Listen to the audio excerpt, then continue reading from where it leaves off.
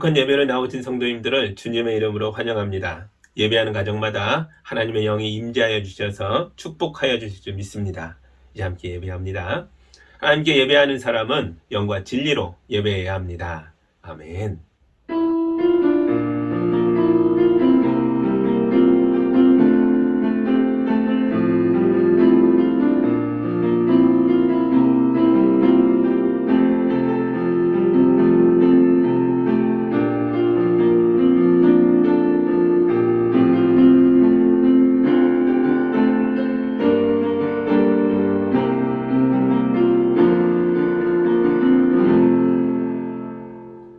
사랑의 하나님 아버지, 감사와 추수의 계절 10월이 시작하는 첫 주를 거룩한 예배로 맞이하게 하시니 감사합니다. 성도들이 날마다 찬송과 기도의 씨앗을 믿음으로 심었사오니 주님께서 성도들에게 사랑과 은혜를 부어주셔서 풍성한 결실과 감사가 넘치는 인생을 살도록 축복하여 주옵소서. 예수님의 이름으로 기도합니다. 아멘. 찬송가 19장 우리 함께 찬양하겠습니다.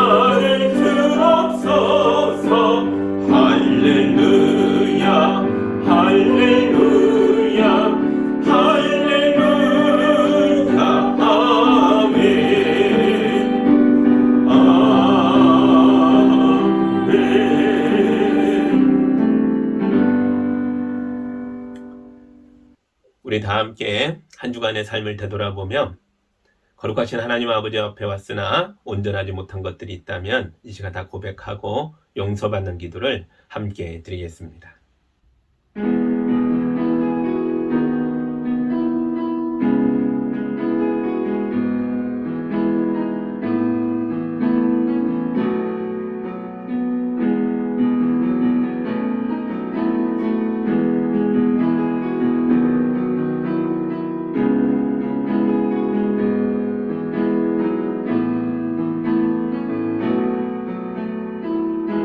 우리의 앉고 일어서심을 아시며 멀리서도 우리의 생각을 아시며 우리의 입에서 나오는 모든 말도 다 아시는 하나님 아버지, 우리가 두렵고 떨리는 마음으로 감찰하시는 주님 앞에 우리의 죄와 허물을 고백하오니 용서하여 주옵소서. 우리가 하나님을 의지하기보다는 내 능력, 내 지식을 앞세우며 살았습니다. 말씀에 순종하기보다는 세상 권력을 따라 의로운 길을 포기하며 살았습니다. 누추한 말과 어리석은 행실로 하나님의 영광을 가리고 이웃의 가슴에 깊은 상처를 주었습니다.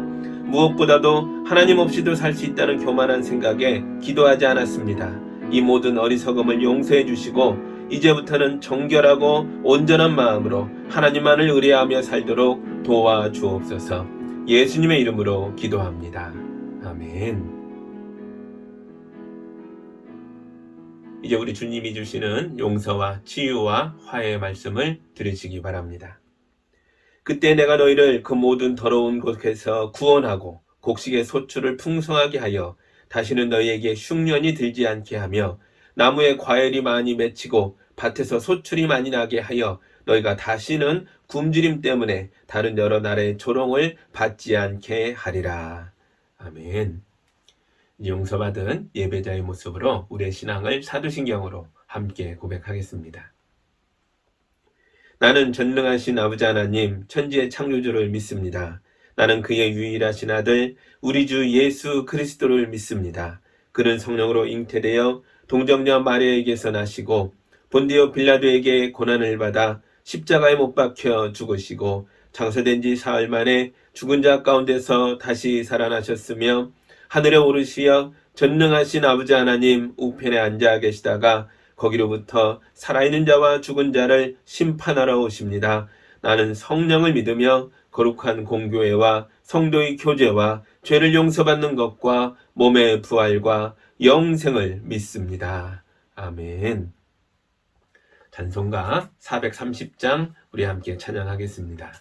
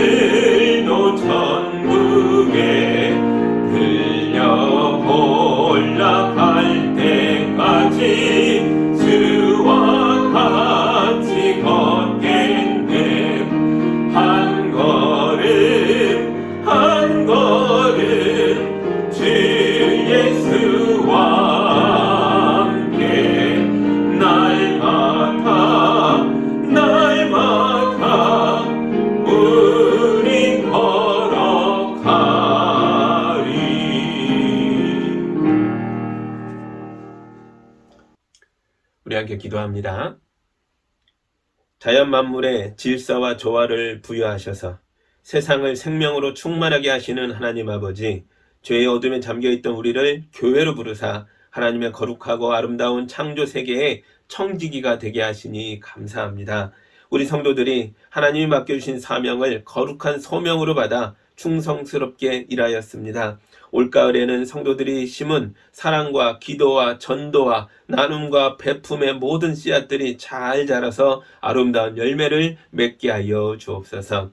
대입시험을 앞두고 밤낮 없이 애쓰고 있는 수험생들의 건강을 지켜주시고 지치지 않는 열정과 내일에 대한 확신을 주셔서 담대하게 하나님이 인도하시는 미래를 향해 도전하여 후회 없는 시간을 보내도록 인도하여 주옵소서.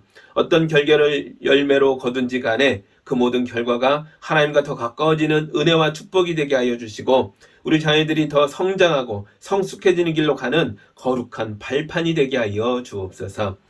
코로나에 걸린 성도들, 회복되었으나 후유증이 남아있는 성도들을 돌보아 주옵소서. 느리더라도 확실하게 건강을 회복할 수 있도록 도와주시옵소서. 격리기간 돌아보지 못했던 직장과 사업과 가정과 교회와 이웃을 주님이 대신 돌아보아 주시고 지켜 주시옵소서. 주님 안에서 사랑하는 형제자매들을 믿고 평안과 안식을 누리는 격리기간이 되도록 인도하여 주옵소서. 가을의 문턱에 들어서면서 일교차가 크게 나고 있습니다. 뜨거운 낮의 햇빛도 차가운 밤의 달빛도 우리 성도들을 해치지 못하도록 지켜주옵시고 환절기에 약한 어르신들과 어린 자녀들을 보호하여 주옵소서. 팬데믹 3년 동안 굳게 닫혀있던 세상의 문들이 다시 활짝 열렸습니다. 우리 주님의 피 묻은 복음을 들고 세상 곳곳으로 들어간 선교사님들의 선교의 문도 활짝 열어 주옵소서. 주님의 교회가 열방 가운데 세워지게 하시고 구원받은 성도들이 구름처럼 모이게 하여 주옵소서. 우리 교회도 축복하여 주사 주님이 맡겨주신 거룩한 사명을 끝까지 잘 감당하도록 인도하여 주옵소서. 우리 교회의 머리이시며 우리 모두의 구원자이신 예수 그리스도의 이름으로 기도하옵나이다. 아멘.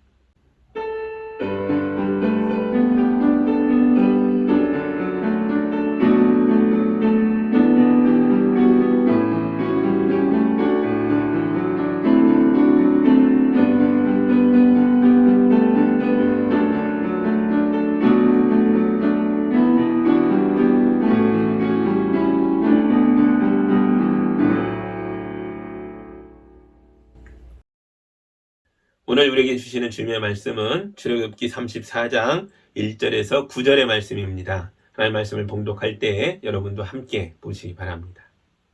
주님께서 모세에게 말씀하셨다. 너는 돌판 2개를 처음 것과 같이 깎아라. 그러면 내가 깨뜨려버린 처음 돌판 위에 쓴 그 말을 내가 새 돌판에 다시 새겨주겠다. 너는 그것을 내일 아침까지 준비해서 아침에 일찍 시내산으로 올라가서 이 산 꼭대기에서 나를 기다리고 서 있거라.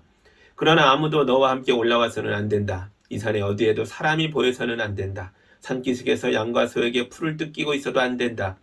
모세는 주님께서 그에게 명하신 대로 돌판 2개를 처음 것과 같이 깎았다. 이튿날 아침에 일찍 일어나서 그는 2 돌판을 손에 들고 시내산으로 올라갔다. 그때 주님께서 구름에 쌓여 내려오셔서 그와 함께 거기에 서서 거룩한 이름 주를 선포하였다. 주님께서 모세 앞으로 지나가시면서 선포하였다. 나 주는 자비롭고 은혜로우시며 노하기를 더디하고 한결같은 사랑과 진실이 풍성한 하나님이다.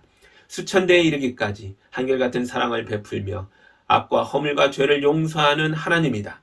그러나 나는 죄를 벌하지 않은 채 그냥 넘기지는 아니한다. 아버지가 죄를 지으면 본인에게 뿐만 아니라 3, 4대 자손에게까지 벌을 내린다. 모세가 급히 땅에 엎드려서 경배하며 아뢰었다. 주님께서 저에게 은총을 베푸시는 것이 사실이면 주님께서는 우리와 함께 가 주시기 바랍니다. 이 백성이 고집이 센 백성인 것은 사실이나 주님께서 우리의 악과 우리의 죄를 용서해 주시고 우리를 주님의 소유로 삼아 주시기를 바랍니다. 아멘. 잠깐 기도합니다. 하나님 감사합니다. 금송아지 앞에 절하고 호되게 혼쭐이나 울고 통곡했던 백성을 불쌍히 여기사 그들에게 깨어진 말씀을 다시 주시며 내 백성으로 회복시키시는 말씀을 읽었습니다. 이 말씀을 들을 때에 우리 가슴이 뜨거워지게 하시고 우리도 깨어진 말씀들이 회복되어 하나님의 자녀됨으로 돌아올 수 있도록 인도하여 주옵소서. 예수님의 이름으로 기도합니다. 아멘. 하나님은 이집트의 재난과 홍수의 재난과 광야의 재난에서 이스라엘 백성을 건져주셨습니다. 그러나 이스라엘 백성은 구원을 베풀어 주시는 하나님께 감사할 줄 몰랐습니다. 그들은 눈에 보이는 하나님 대신 눈앞에서 번쩍번쩍 빛나는 금송아지에게 절하였습니다. 하나님은 이런 이스라엘 백성을 보면서 고집이 센 백성이라고 탄식하셨습니다. 이스라엘 백성의 우상 숭배의 범죄는 엄청난 재난들을 끌어당겼습니다. 첫째, 하나님이 손수 만들어서 모세에게 맡겨주셨던 2개의 돌판이 깨졌습니다. 모세가 우상 숭배 현장을 보고 너무 화가 나서 하나님이 주신 2 돌판을 산 아래로 던져버렸기 때문입니다. 둘째, 동족상전에 비극이 일어났습니다. 레위지파 사람들이 칼을 차고 나와서 우상 숭배에 앞장서던 사람들과 싸웠는데요. 이날 죽은 사람의 숫자가 무려 3,000명이었습니다. 셋째, 하나님이 이스라엘 백성과 헤어질 결심을 하셨습니다. 하나님이 이들과 함께 가지 않겠다고 선언하신 것은 이스라엘 백성에게는 사형 선고나 마찬가지였습니다. 그러므로 죄는 반드시 해결되어야 합니다. 죄인이 자기의 죄를 회개하지 않고 감추거나 숨기거나 그냥 방치해 두면 죄가 눈덩이처럼 불어나 계속 자라서 생명을 집어삼키는 죽음을 낳게 됩니다. 야고보서 1장에 있는 말씀입니다. 욕심이 잉태하면 죄를 낳고 죄가 자라면 죽음을 낳느니라. 아멘.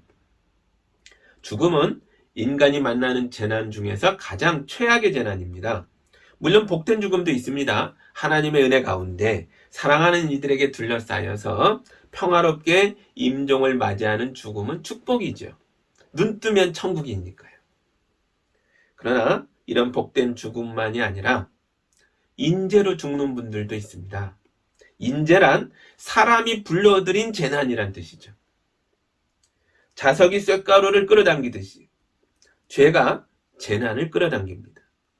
누군가의 실수와 잘못 때문에 애꿎은 사람들이 억울하게 고통을 받거나 허망하게 죽게 되는 일들이 일어나는 겁니다. 죄가 발생시킨 재난의 파도가 점점 더 커져가는 것을 보면서 이스라엘 백성들이 패닉에 빠졌습니다. 그들이 모세와 하나님 앞에 엎드려 통곡하며 울었습니다. 배은망덕하고 교만하고 고집이 센 백성이 드디어 진심으로 자기들의 죄를 뉘우치고 후회하며 울기 시작한 거죠. 그러나 통곡과 눈물만으로는 진정한 회개라고 보기가 어렵습니다. 죄인의 회개가 진실한 회개가 되려면 3가지 과정이 있어야 합니다. 우리가 지난주에 본 내용입니다. 첫째, 금송아지 앞에 절하며 우상 숭배의 죄를 범하던 이스라엘 백성이 하나님 앞에서 통곡하며 울었던 것처럼 죄인이 자기의 죄를 깨닫고 죄 지은 걸 후회하며 통곡하는 과정이 먼저 있어야 합니다. 그런데 이것은 과정의 끝이 아니라 회개의 시작일 뿐입니다. 이런 후회와 통곡이 있으려면 먼저 내가 정말 죽을 죄를 범했구나, 이런 것을 깨달아야 하는 거죠. 이스라엘 백성이 자기들의 죄를 깨닫지 못할 때는 금송아지 앞에서 노래하고 춤추고 음행하며 즐거워하였습니다.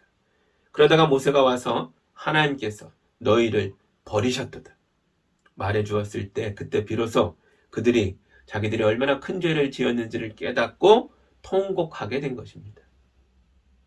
지난 날을 후회하며 통곡한 다음엔 진실한 회개의 2번째 과정으로 들어가야 합니다. 진실한 회개의 2번째 과정은 이스라엘 백성이 금송아지 우상을 불살라 가루를 내어 만들어 버렸을 뿐만 아니라 자기들 몸에 붙이고 있던 작은 장식품까지 다 뜯어낸 것처럼 나를 후회에 빠뜨린 큰 잘못만이 아니라 미처 깨닫지 못하고 있었던 작은 잘못들까지 하나하나 아파하면서 반성하는 과정을 거쳐야 한다는 겁니다. 그런데 이런 후회와 반성이 일회성으로 끝나버리면 그것도 역시 진실한 회개가 될 수 없습니다. 진실한 회개란 진실한 변화이기 때문입니다. 그래서 하나님은 이미 장식품을 다 떼고 울고 있는 백성에게 너희 몸에서 장식품을 떼라 라고 다시 한번 말씀하셨습니다. 그래서 이스라엘 백성은 광야 생활이 끝나는 날까지 오랜 기간 동안 몸에 장식품을 달지 않았습니다. 이처럼 과거의 잘못에 대한 후회와 반성의 태도를 계속 유지하는 것이 진실한 회개의 세 번째 과정입니다. 달라지겠습니다. 새 사람이 되겠습니다. 맹세의 말이 회개의 핵심이 아닙니다. 진짜 새 사람이 됐다는 걸 보여주는 게 회개의 핵심입니다. 우리가 달라졌다는 것을, 내가 새 사람이 됐다는 것을 내가 아니라 다른 사람들이 인정해 줄 때, 그때 비로소 그는 진실한 회개를 통과한 사람이 되는 것입니다. 진실한 회개를 통과하면 재난이 물러갑니다. 재난을 일으키던 악한 죄가 힘을 잃어버렸기 때문입니다. 또한 잃어버렸던 은혜를 다시 회복할 수 있습니다.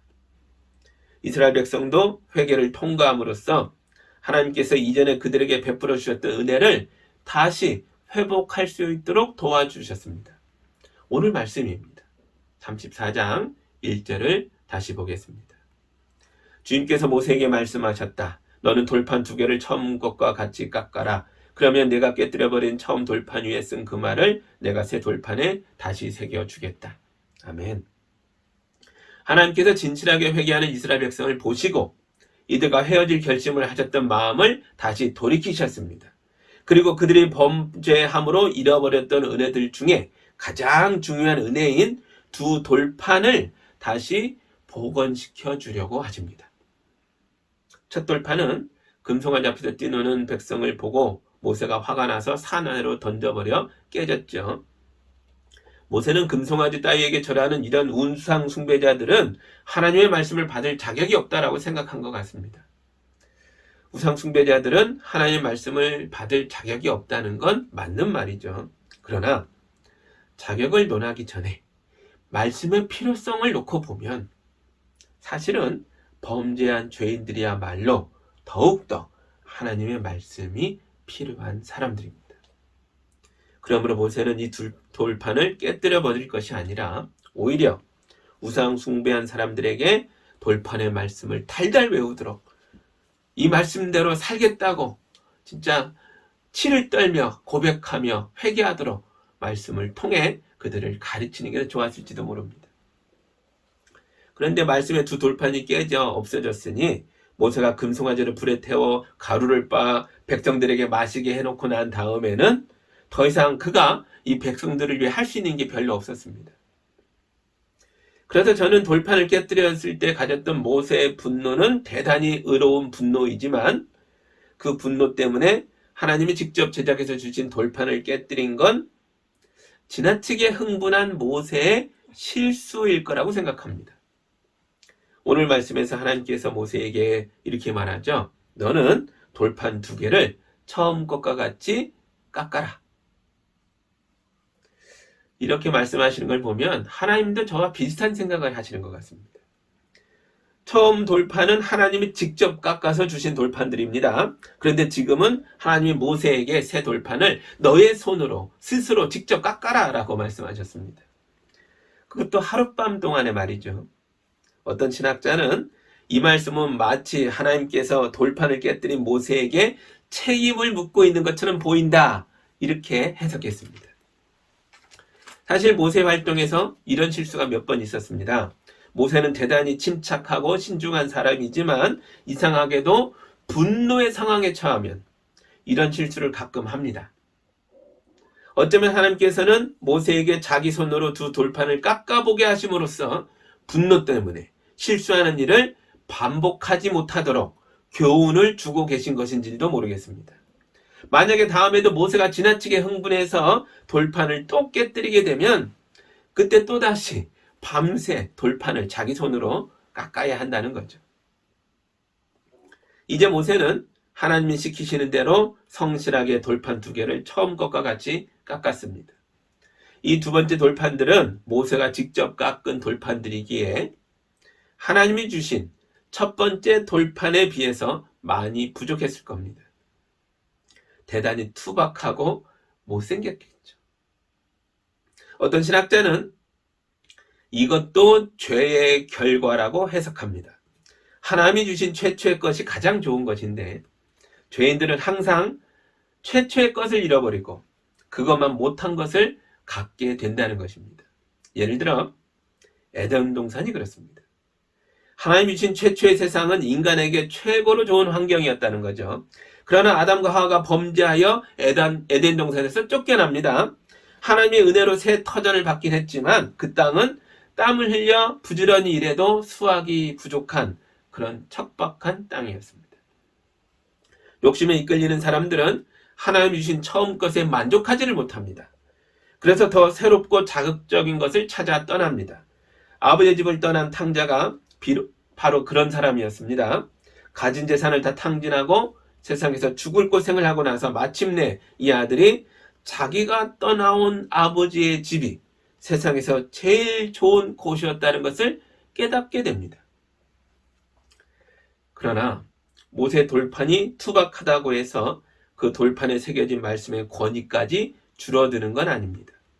첫 번째 돌판이나 두 번째 돌판이나 그 위에 새겨진 말씀은 모두 동일하게 하나님의 말씀입니다. 아담과 하와도 비록 에덴 동산에서 쫓겨나서 척박한 땅에서 어렵게 생활하게 됐지만 하나님은 그들에게 척박한 환경을 이겨나갈 수 있는 가죽 옷을 지어 입혀주셨습니다.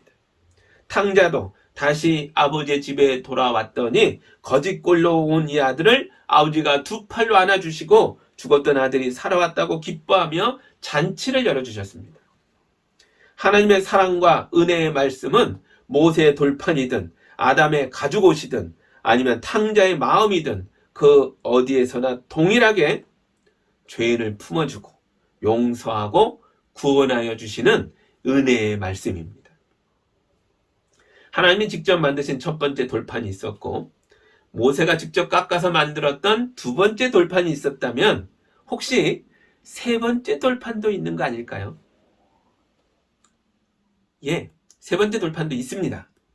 제가 세 번째 돌판에 대한 기록을 하나 읽어드립니다. 신명기 27장에 나오는 이야기입니다.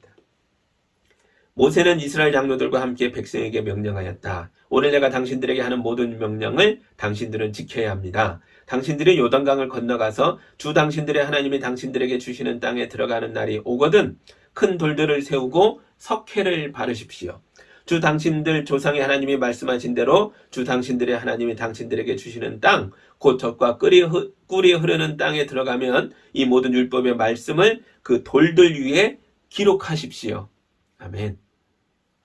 신명기 말씀은 나이가 들어 죽어가는 모세가 가나안 땅 입구에 서서 이스라엘 백성들에게 유언처럼 남기던 마지막 설교의 말씀들입니다. 27장은 모세의 세 번째 설교에 해당합니다. 여기서 모세는 이스라엘 백성에게 명령하기를 하나님이 주시는 약속의 땅에 들어가거든 그곳에 있는 에발산 꼭대기에다가 큰 돌들을 세우고 석회를 바르고 그 위에다 모든 율법의 말씀을 기록하라고 명령합니다. 그러면 에발산을 쳐다보는 모든 사람들이 하나님의 말씀을 볼 수 있을 테니까요. 이 거대한 에발산의 돌비석들이 바로 세 번째 돌판들이었습니다. 그리고 이 거대한 돌판들에 새겨진 말씀들도 모두 동일한 하나님의 말씀이었습니다. 세 번째가 있으면 네 번째도 있고 다섯 번째도 있어야죠. 물론입니다.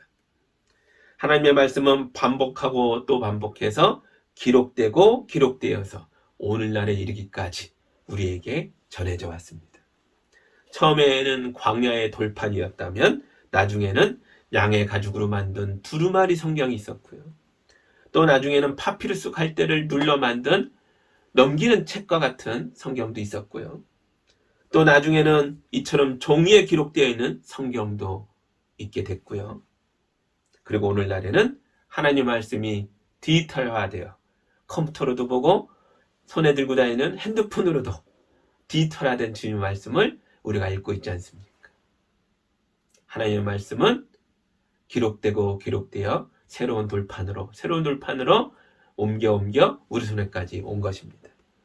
광야의 이스라엘 백성은 이 말씀이 없어서 이 말씀을 배우지 못해서 깨닫지 못해서 하마터면 우상 숭배의 범죄 속에서 멸망할 뻔했다는 걸 생각해 보면 오늘날에는 이 말씀이 너무나도 흔하기 때문에 적어도 이 말씀을 몰라서 멸망할 일은 없어야 합니다. 그런데 이상하죠? 말씀이 흔해진 오늘날에도 왜 죄와 죽음의 그림자가 계속 우리 주변을 어슬렁거린단 말입니까? 이제 그 이유를 같이 생각해 보겠습니다. 4절 보시죠. 모세는 주님께서 그에게 명하신 대로 돌판 2개를 처음 것과 같이 깎았다. 이튿날 아침에 일찍 일어나서 그는 2 돌판을 손에 들고 시내산으로 올라갔다. 아멘. 모세는 자기가 밤새 만든 2 돌판을 이렇게 양팔에 하나씩 들고 시내산에 올라갔습니다. 그리고 그곳에서 하나님이 임하여 주시기를 기다립니다. 모세는 이미 10계명을 다 외우고 있습니다. 그냥 자기가 외우고 있는 말씀을 자기가 만든 돌판에 새겨 넣으면 됩니다. 그런데 왜 아침 일찍 산에 올라가서 하나님이 임하시길 기다리는 겁니까? 왜냐하면 이미 알고 있는 말들이라고 해도 그 말들은 모두 자기의 말이 아니라 하나님의 말씀이기 때문입니다. 오늘날 말씀이 넘쳐나는데 왜 죄가 넘치냐고요?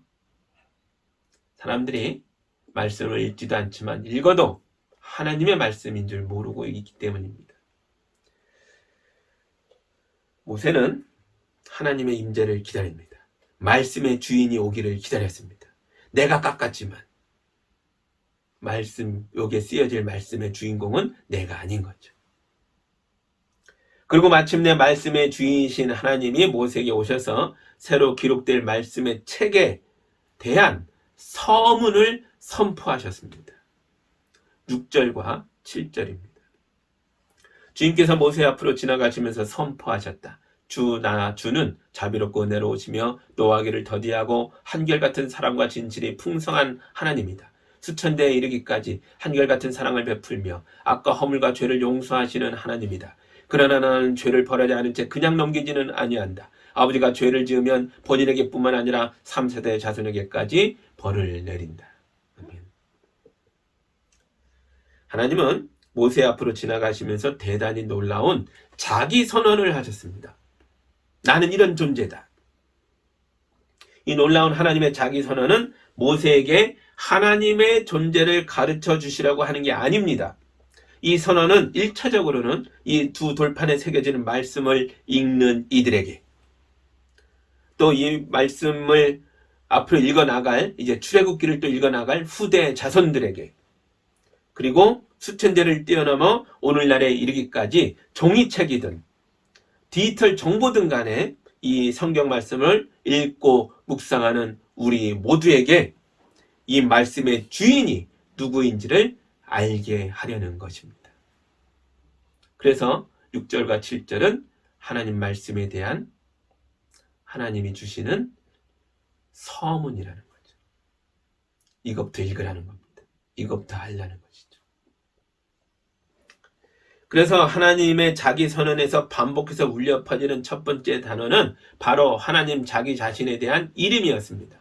세 번역에서는 하나님의 이름을 조심스럽게 주님으로만 표현하지만 이 6절을 제가 개역개정으로 다시 읽어드려 보겠습니다. 여호와께서 그의 앞으로 지나시며 선포하시되 여호와로라 여호와로라 자비롭고 은혜롭고 노하기를 더디하고 인자와 진실이 많은 하나님이라. 아멘. 이렇게 기록되어 있습니다. 하나님의 이름 여호와 여호와 여호와라고 울려 퍼지고 있습니다. 나는 여호와다. 하나님은 자기 이름을 반복하여 말씀하심으로써 이 책의 주인이 누구인지, 이 책의 말들이 누구의 말들인지를 분명하게 선포하십니다. 모세의 돌판이든 에발산의 돌판이든 이후에 나오는 모든 양피지와 파피루스와 종이책의 말씀이든 여기 핸드폰에 담긴 디지털 말씀이든 모두 하나님의 말씀이라는 것을 알라는 것입니다. 그러므로 여러분이 이 말씀을 읽을 때는 그냥 글씨로 읽지 마시고 먼저 모세처럼 말씀의 주인이신 하나님의 임재를 기다리십시오. 하나님의 임재를 바라는 기도를 드리고 성령의 지도와 가르침을 구하면서 이 말씀을 통하여 우리 인생의 변화가 일어나기를 기대하면서 읽으시기 바랍니다. 여러분이 말씀의 주인의 임재 안에서 이 말씀을 읽는다면 여러분이 하나님의 말씀을 돌판으로 읽든 종이책으로 읽든 핸드폰을 열어 디지털로 읽든 간에 이 말씀이 여러분에게 하나님의 능력이 되고 은혜가 되고 사랑이 되어 죄를 향한 하나님의 용서가 되어줄 줄 믿습니다. 아멘. 모세는 사랑과 은혜와 용서의 하나님이라는 하나님의 자기 선언을 듣고 너무나도 기뻤습니다. 그는 급히 땅에 엎드려서 하나님께 경배하며 자기 마음 깊은 곳에 있는 간절한 기도 제목을 주님께 아뢰었습니다. 바로 범죄한 이스라엘 백성을 용서해 달라는 기도입니다.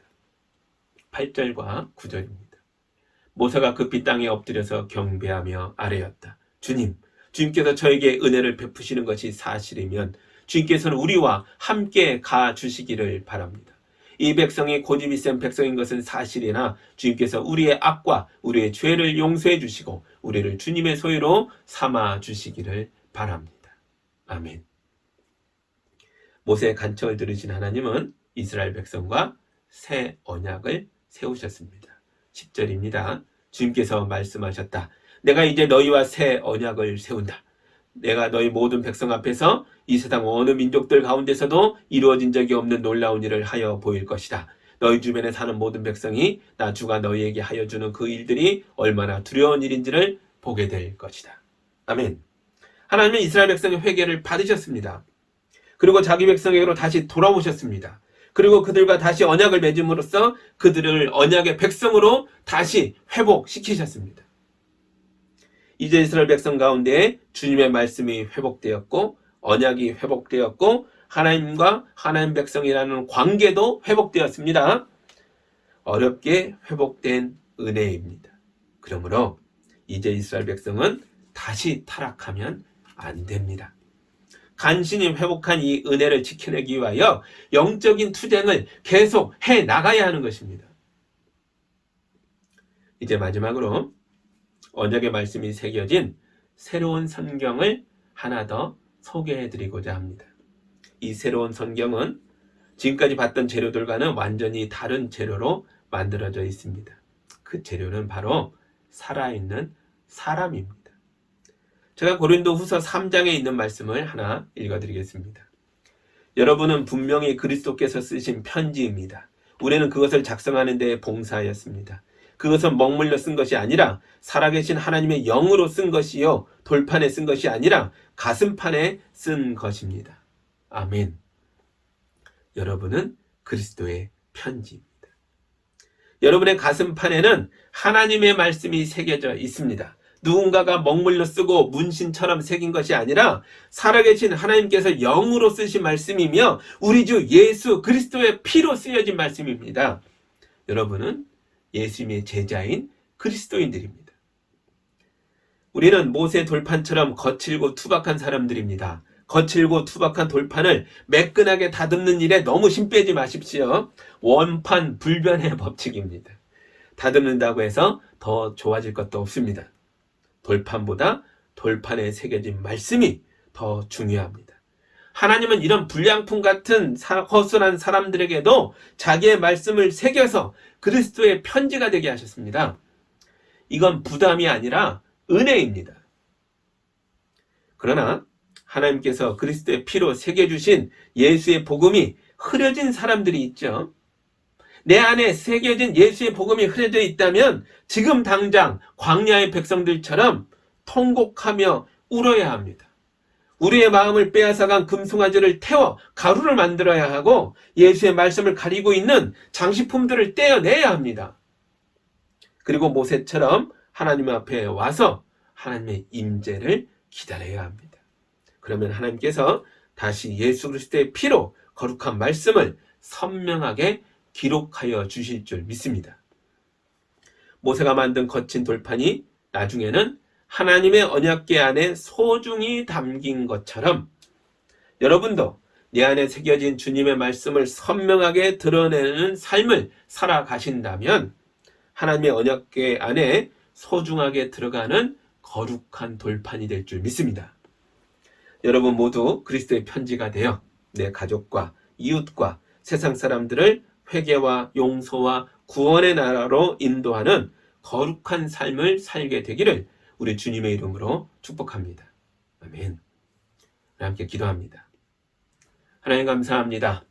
깨어졌던 언약이 회복되었고 새 돌판 가운데 하나님의 말씀이 다시 기록되었 것처럼 우리 안에도 그리스도의 편지인 그리스도의 제자인 우리에게도 지워졌던 주님의 말씀이 다시 기록되기를 원합니다. 심해졌던 말씀이 선명하게 살아나 우리의 삶을 통해 우리의 언어를 통해 우리의 실천을 통해 내 가족과 이웃이 구원받게 하여 주옵소서. 모세의 거친 두 돌판이 언약궤 안에 들어간 것처럼 우리 성도들이 주의 이름으로 거룩하게 살아 마침내 하나님의 품에 들어가도록 인도하여 주옵소서. 예수님의 이름으로 기도하옵나이다. 아멘.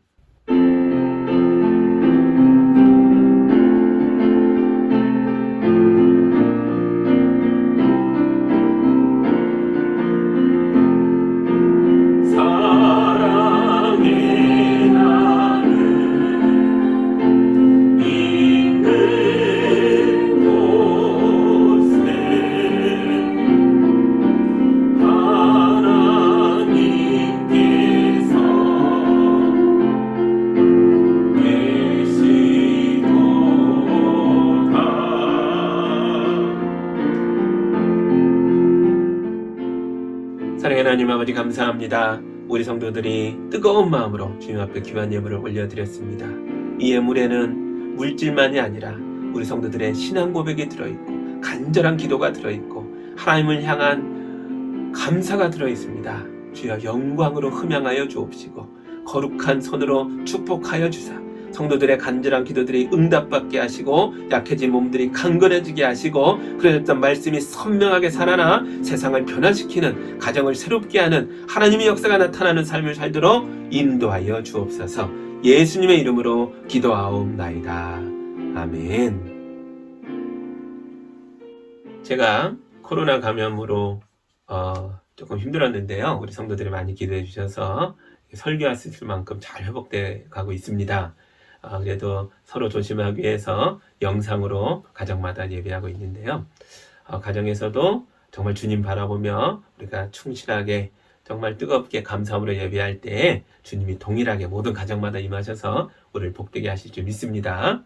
저를 위해서 더 기도해 주시고 우리 또 성도들의 연약함을 위해서 서로 품고 함께 기도해 주실 때 주님이 일해 주실 줄 믿습니다. 여러분 모두 강건하십시오. 이제 주가 일하시네 우리 힘차게 부르고 우리의 삶으로 담대하게 나아가겠습니다.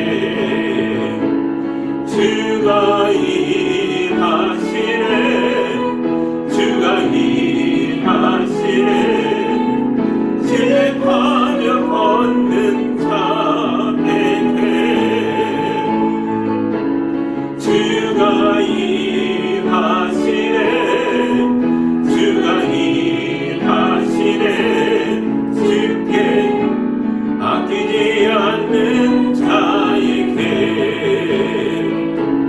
주가 일하시네, 주가 일하시네. 신뢰하며 걷는 자에게.